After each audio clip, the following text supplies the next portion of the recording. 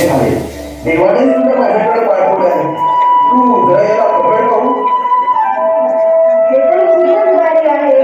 तुम्ही याला दोन्हीवरच ठेवा. मी असं करू शकलो असतो तर तुला का सांगितलं असते.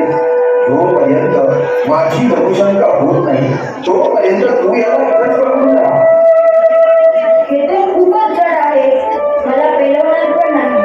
तुम्ही म्हणता म्हणून मी याला हातात घेईन, पण एका अटीवर. जर हे जड झालं तर मी तुम्हाला 3 हात मारेन, पण जर तुम्ही 3 हात मारून नाही आलात तर मात्र मी हे दोन्हीवर ठेवेन. एकच अनुशंका करू. मी असा गेलो आणि तसा आलो.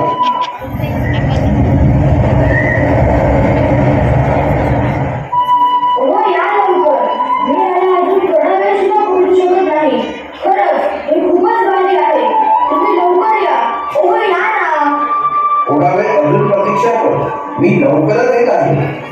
हो या लवकर. हे खूपच जड होत चाललं आहे. माझ्याकडून सांभाळले पण जात नाही. या लवकर. सांगितले ना थोडा वेळ अजून थांब. बाळा अरे थोडा वेळ घेतलं. हो लवकर या हो. हो लवकर या हो. अजून कुठे राहिलात? मला नाही जमत आहे. मी नाही पकडू शकत आहे. मी याला जमिनीवर ठेवत आहे. नाही नाही नाही अरे याला जमिनीवर ठेवू नको.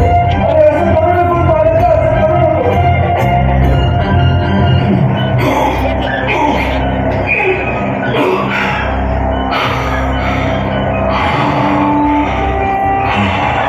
मूर्ख बालक, हे तू काय केलं?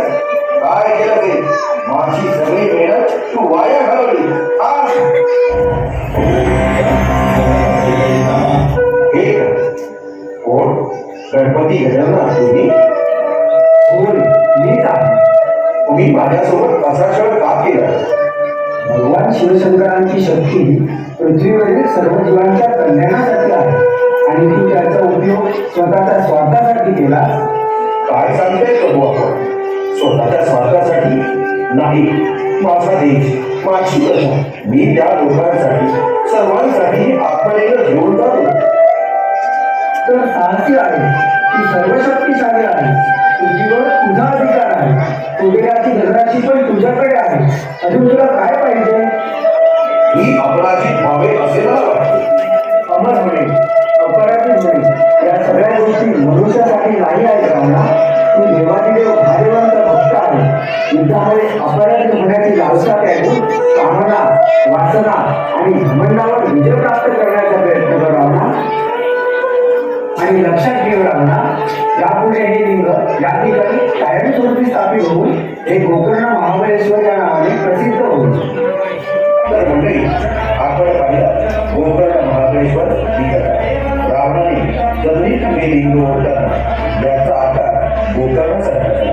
तसेच महाबळी रावणाच्या हातून हे लिंग स्थापित झाले. म्हणूनच याला गोकर्ण महाबळेश्वर असं नाव पडलं. सुंदर समुद्र किनारे गणपतीचं साखर घेऊन येणार हे तीर्थक्षेत्र अवश्य पहा. हे तीर्थक्षेत्र कर्नाटकामध्ये भटकळ तालुका या ठिकाणी आहे. याला नक्की भेट द्या.